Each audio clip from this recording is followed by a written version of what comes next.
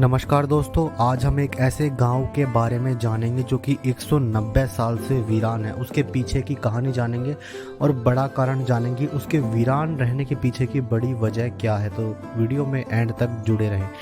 तो बात है जैसलमेर के पश्चिम में 18 किलोमीटर दूर कुलधरा नाम का एक ऐसा गांव है जहां करीब 2 शताब्दियों से मरगढ़ जैसी शांति है। रात की बात तो दूर, दिन में भी कोई अकेला इंसान खंडर बन चुके घरों में घुसने से डरता है। ऐसी मान्यता है कि पालीवाल ब्राह्मणों ने कुलधरा और जैसलमेर के चारों ओर 120 किलोमीटर इलाके में फैले 83 अन्य गांवों को लगभग 500 सालों तक आबाद किया।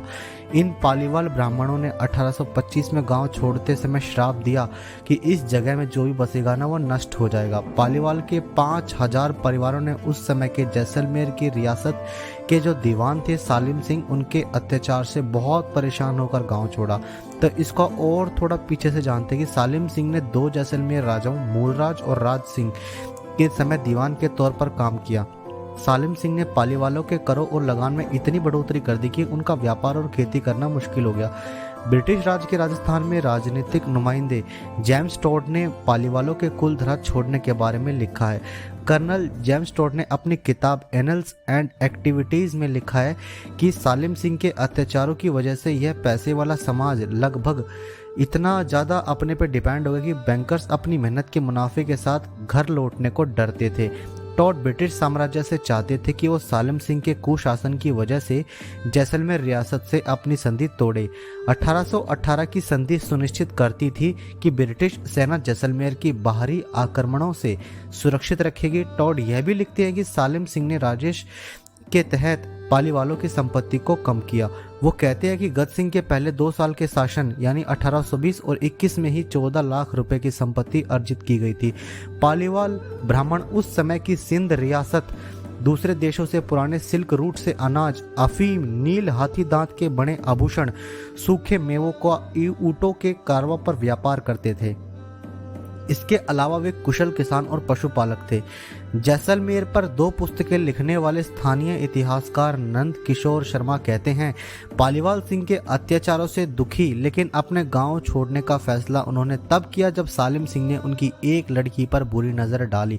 सिंह की पहले से 7 बीवियां थी। नंद किशोर शर्मा जैसलमेर में 2 सांस्कृतिक संग्रहालय चलाते हैं। उन्होंने अपनी किताब जैसलमेर द गोल्डन सिटी में लिखा कि सालिम सिंह ने लड़की सौंपने के लिए पालीवालों को 1 दिन का समय दिया, जिस पर पालीवाल बहुत गुस्सा थे। उन्होंने काठौरी गांव में पंचायत की और जैसलमेर छोड़ने का फैसला किया। राजस्थान पुरातत्व विभाग के दस्तावेज भी शर्मा के कथन की पुष्टि करते हुए प्रतीत हुए। काल चक्र का एक और प्रतिकूल दौर आया। ब्राह्मण समाज को तत्कालीन जैसलमेर रियासत से मजबूर होकर अपने स्वाभिमान की रक्षा के लिए 1825 में सभी आबाद गांव को एक ही दिन में गांव छोड़ना पड़ा। ऐसा माना जाता है कि पालीवाल जैसलमेर से निकलकर मध्य प्रदेश, उत्तर प्रदेश, महाराष्ट्र में बस गए। उन्होंने जो गांव छोड़े उनमें से अधिकतर कुछ नए नामों के साथ फिर से आबाद हो गए, लेकिन कुलधरा और कुछ हद तक खाबा आज तक वीरान है। 2 दशक पहले राजस्थान सरकार ने उस समय कुलधरा और खाबा को अपने अधिकार में ले लिया, जब 3 विदेशी पर्यटक कुलधरा में गुप्त खजानों की खोज करते हुए पकड़े गए। भारतीय पुरातत्व विभाग ने दोनों स्थानों को संरक्षित स्मारक घोषित किया। एक गैर सरकारी संस्थान जैसलमेर विकास समिति, जिसके अध्यक्ष जैसलमेर के जिला अधिकारी हैं, कुलधरा और खाबा की देखरेख राजस्थान पुरातत्व विभाग के साथ मिलकर करती हैं। कुलधरा में 600 से अधिक घरों के अवशेष, 1 मंदिर, 1 दर्जन कुएं, 1 बावली, 4 तालाब, आधा दर्जन छतरियां हैं। घरों के अंदर के हिस्सों में पालीवालों ने तहखाने बनाए थे, जहां संभवतः वे अपने आभूषण, नकदी और अन्य सामान रखते होंगे। पैरानॉर्मल सोसाइटी ऑफ इंडिया के गौरव तिवारी ने, जो 17 से ज़्यादा बार कुलधरा और खाबा जा चुके हैं, बताते हैं कि उन्होंने वहां अपने इलेक्ट्रॉनिक गैजेट्स पर आत्माओं की उपस्थिति दर्ज की है। लेकिन जैसलमेर विकास समिति के द्वारपाल पद्माराम इसका जोरदार खंडन करते हैं। राजस्थान सरकार ने कुलधरा की इमारतों के नवीनीकरण के लिए 4 करोड़ रुपए भी दिए हैं। आई होप आपको जो मैंने इस विषय के बारे में बताया है आपको पसंद आया होगा।